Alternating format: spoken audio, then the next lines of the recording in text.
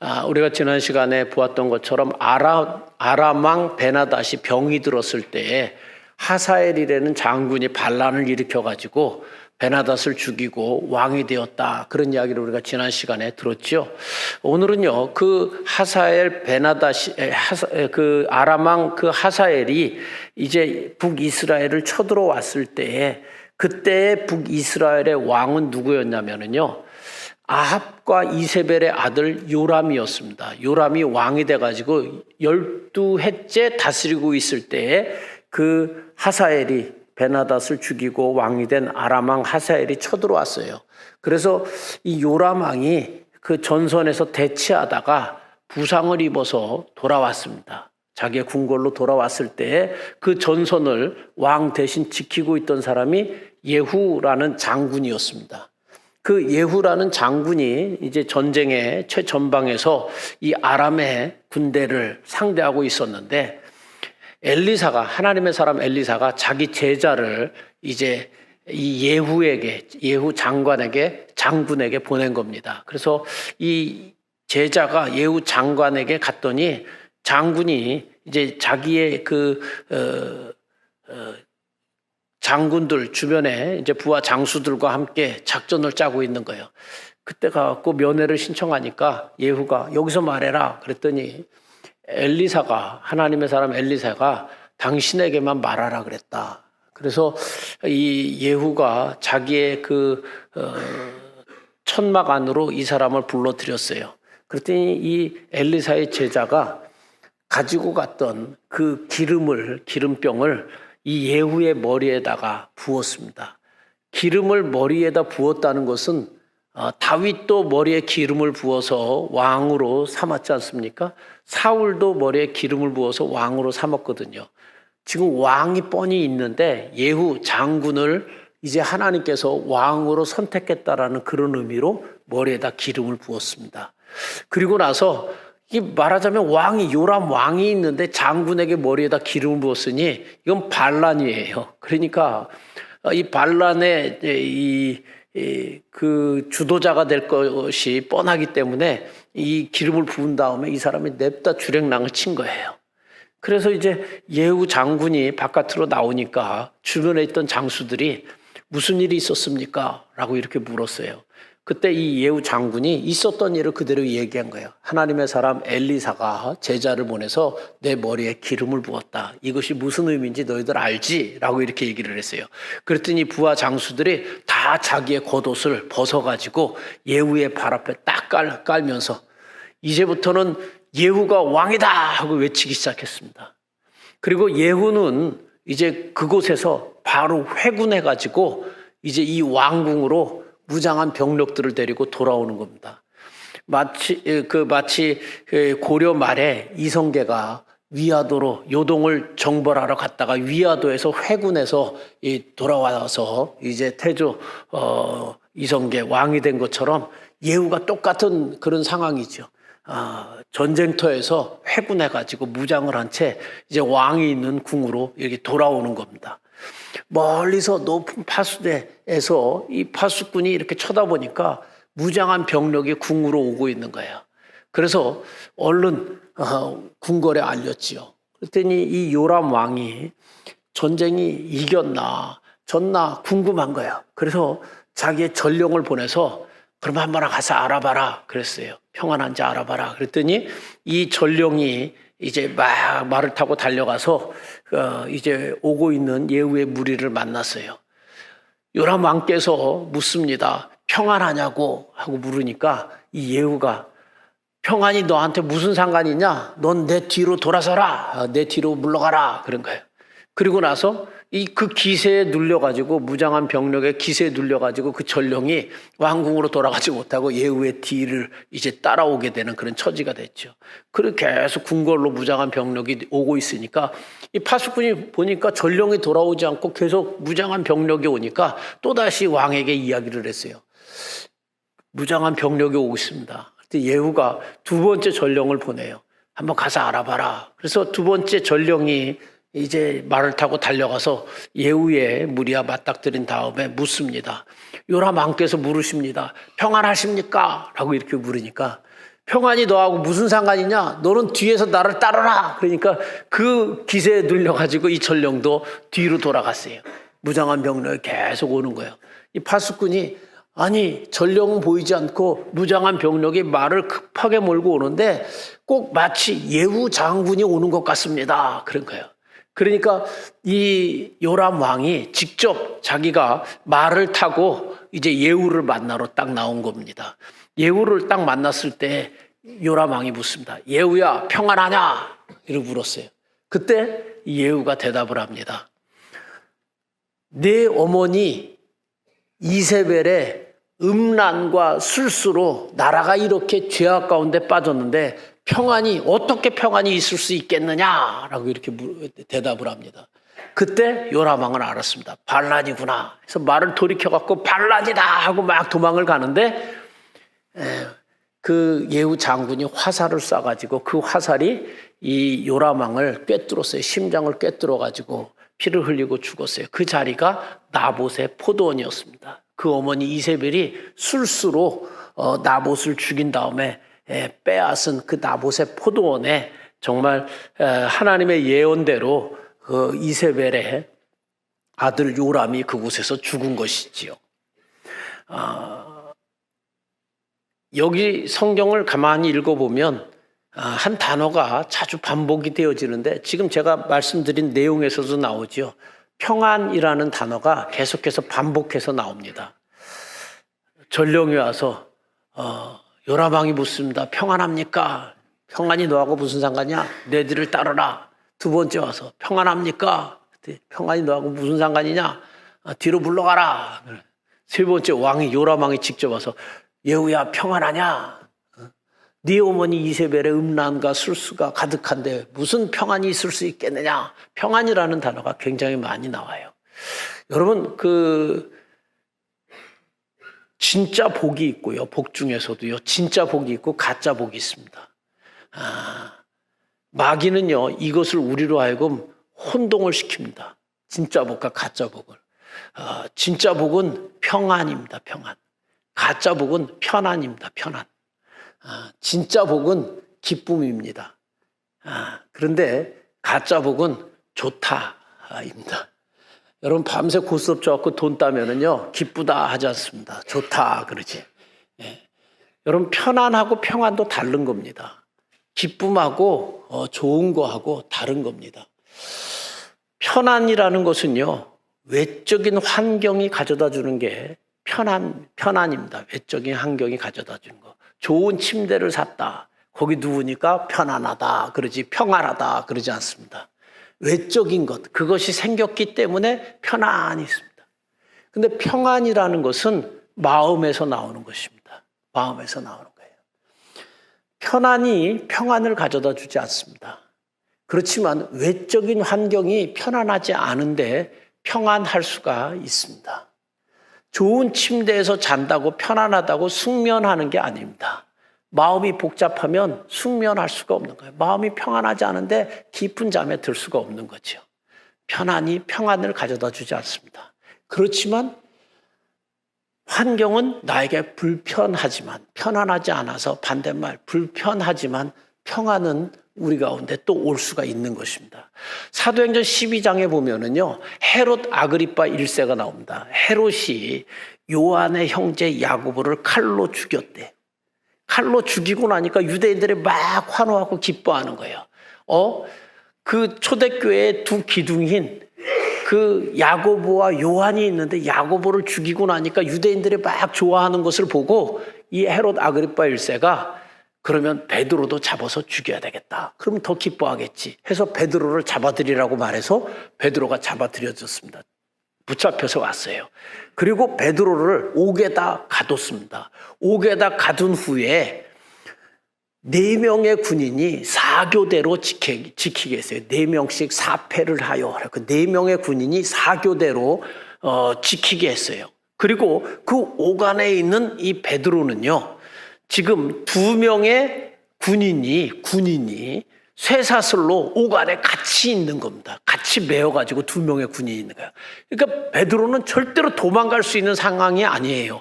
옥 안에서 두 명의 군인이 쇠사슬을 같이 묶어가지고 있는 거예요. 도망갈 수가 없어요. 쇠사슬이 매여 있고 두 명의 군인이 같이 묶여가지고, 우리 마치 형사들이 수갑을 같이 딱 차고 있는 것처럼 같이 묶여갖고 있는 것이기 때문에 베드로는 나올 수가 없어요. 그리고 문 밖에는요 4명씩 군인이 사교대로 지키고 있는 겁니다. 그리고 내일이면 베드로를 잡아서 죽인다고 이렇게 쓰여 있습니다. 사도행전 12장 6절에. 그렇게 베드로가 정말 편안한 환경이 아니잖아요. 옥에 갇혀 있고 4명의 군인이 밖에서 지키고 있고, 이 옥 안에는 같이 수갑을 차고 있는 것처럼 2명의 군인들이 같이 쇠사슬에 매어 있고 내일이면 죽게 되는 그런 상황이에요. 그런 상황에서 편안하지 않은, 불편한 그런 상황이죠. 그런 상황에서 베드로가 뭐 하고 있다고 이야기하냐면 자더니 잠을 잤다는 거예요. 여러분, 환경은 굉장히 불편한데, 편안하지 않은데 베드로는요 마음에 평안이 있으니까 잠을 자고 있다는 것입니다.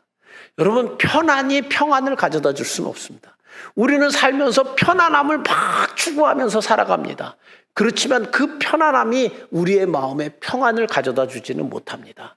우리가 불편해도 하나님이 주시는 하늘로부터 오는 평안이 우리 마음 가운데 넘칠 수가 있습니다.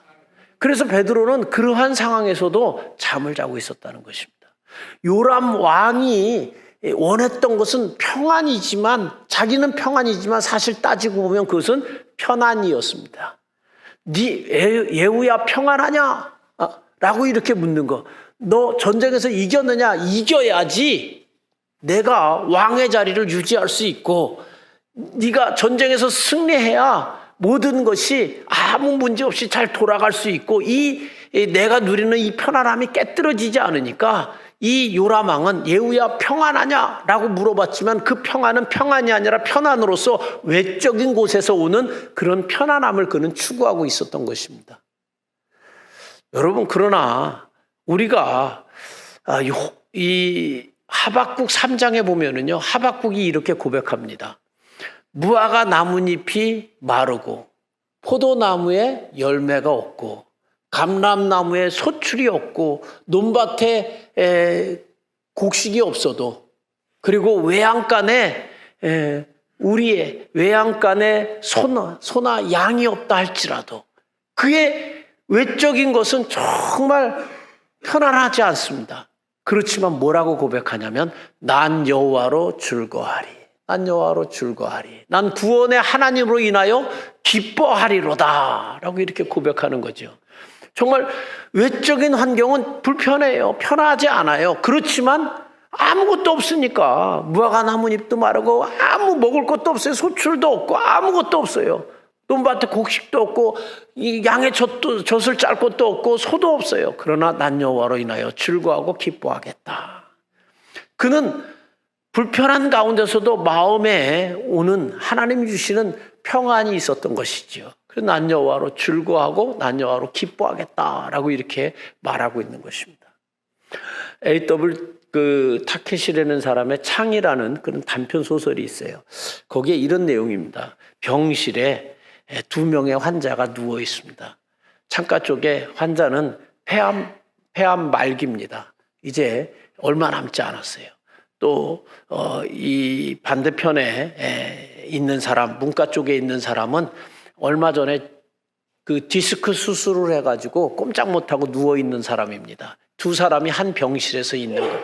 한 병실에서 있는데 병세로 보면 얼마나 이 폐암 말기 환자 며칠 남지 않았으니까 매일 그 거친 숨을 몰아쉬고 기침하고 얼마 남지 않았으니까 말기 환자니까 훨씬 더 이 폐암 말기 환자가 안 좋지만, 병세는 안 좋지만, 그런데 이 폐암 말기 환자는 늘 마음에 기쁨이 있는 거예요. 얼굴에 그게 나타나는 거죠. 그래서 이 누워있는 이 디스크 환자가, 꼼짝 못하고 누워있는 디스크 환자가 이렇게 보니까 늘 그 마음이 이렇게 평안해 보이고 얼굴로 그게 나타나는 거예요.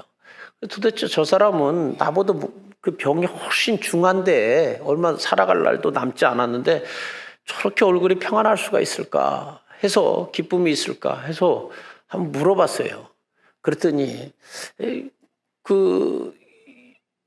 이 말기 폐암 환자가 이렇게 매일 보니까 이 창문에서 일어나가지고 밖을 내다보면서 이렇게 표정이 너무 행복하고 즐거워하고 기뻐해 보여요. 그래서 물어봤어요.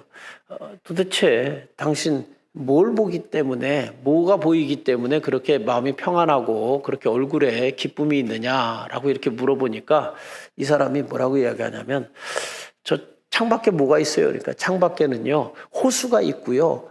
백조들이 물 위에서 떠다니고 있어요. 그리고 그 호수 주변을 아름다운 여인들이 웃으면서 이야기를 나누면서 걷고 있고요. 또 한쪽에는 공원에서 아이들이 막 장난을 치면서 노는 모습이 보입니다. 라고 이렇게 얘기를 했어요. 그 소리를 딱 들으니까 이 디스크 환자가 너무 막 화가 나는 거예요. 저 사람을 창문 곁에 두어가지고 저 사람은 창밖을 내다볼 수 있으니까 저렇게 즐거운 거지, 기쁘지 라고 이렇게 생각한 거예요. 그날 밤에 막 그 말기 폐암 환자가 기침을 다른 날보다 더 심하게 하는 겁니다. 막 그 숨이 막 넘어가는 듯해요. 이 디스크 환자가 이걸 대신 눌러주면 이제 의료진들이 들어올 건데 그 자리를 차지하고 싶은 마음에 누를까 말까 하다가 누르지 않았어요. 새벽녘이 돼가지고 그 폐암 환자는 기침이 잦아들더니 숨을 거두고 말았습니다. 그리고 폐암 환자가 이제 의료진에 의해서 그 병실을 떠났지요. 그리고 다른 의료진이 와서 이 디스크 환자를 창가 쪽으로 이렇게 데려다 놓았습니다. 의료진이 나간 다음에 디스크 환자는 기를 쓰고 일어나가지고 벽을 붙잡고 일어나가지고 창밖을 내다보려고 기를 쓰고 겨우겨우 일어나가지고 창밖을 내다봤어요. 내다봤는데 거기에는 아름다운 호수, 그리고 정말 백조가 떠다니고 여인들이 이야기를 나누면서 걸어가고 아이들이 공원에서 뛰노는 그런 장면이 아니라 하얀 벽만 보일 뿐이었다는 것입니다. 그때서야 이 디스크 환자는 깨달았어요. 그에게 있었던 그 기쁨과 그 평안은, 그것은 외적인 환경에서 오는 게 아니라 그의 마음에서부터 오는 것이었다는 사실을 뒤늦게 깨달았다라는 그런 내용입니다. 여러분, 그래요. 평안은 외적인 환경에서 오는 게 아닙니다. 편한 것은 외적인 것에서 와서 우리를 이렇게 기쁘게 해줄 수 있지만 그것이 진정한 기쁨, 그건 가짜 복이라는 것입니다. 그러면 어떻게 하면 이 평안이 우리에게 올 수 있느냐 하는 것입니다. 욥기서에 보면 이런 구절이 있습니다. 욥기서 22장 21절에 보면 너는 하나님과 화목하고 평안하라. 하나님하고 화목하면 평안할 수가 있는 겁니다. 요람이 물어보는 것은 예후야 평안하냐? 외적인 조건, 너 전쟁에서 이겼냐? 그래야 내가 평안할 수 있으니까. 그는 평안이라고 생각했지만 사실 외적인 환경에서 전쟁에 이겨야지만 내 자리가 보존되고 유지되니까. 모든 것이 그냥 다 지금처럼 돌아갈 수 있으니까. 예후야 평안하냐? 외적인 것에서 오는 그런 평안을 물었지만 그는 실제로는 편한 것을 원했던 것이지요. 그런데 그 예후는 이렇게 말하죠. 네 어머니 이세벨의 음란과 음행과 술수가 이렇게 가득한데 평안이 있을 수 있겠느냐. 평안이라는, 예후가 생각한 그 평안은 하나님과 화목하는, 거기서 평안이 온다고 예후는 본 것이지요. 아무리 정말 편해도 하나님 앞에 죄를 짓고는 평안이 있을 수가 없는 거죠. 들키지 않았지만 그래도 그의 마음엔 평안이 있을 수가 없는 거죠. 하나님하고 화목할 때만 평안이 있는 겁니다. 그래서 욥은 그렇게 말해요. 너는 하나님과 화목하고 평안하라. 화목하고 평안하라. 여러분, 우리가 하나님하고 화목할 수 있게 되기를 바랍니다. 그때야 우리에게 진정한 평안이 오는 겁니다. 우리의 환경은 조금 불편해도, 외적인 환경은 좀 불편해도 하나님과 화목할 때만이 평안이 올 수 있습니다. 하나님 앞에 더 가까이 나아오고 하나님 앞에 머무는 시간이 많을수록 우리한테 평안이 오는 겁니다. 평화 평화로다 하늘 위에서 내려오네.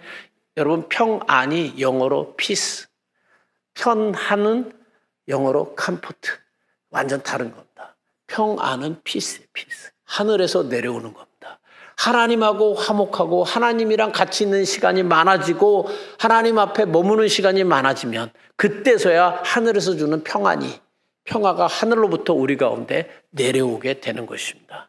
사랑하는 귀한 성도님, 평안이 넘칠 수 있게 되기를 바랍니다. 정말 이 예수님께서 세상이 줄 수 없는 평안을 내가 너에게 주노라.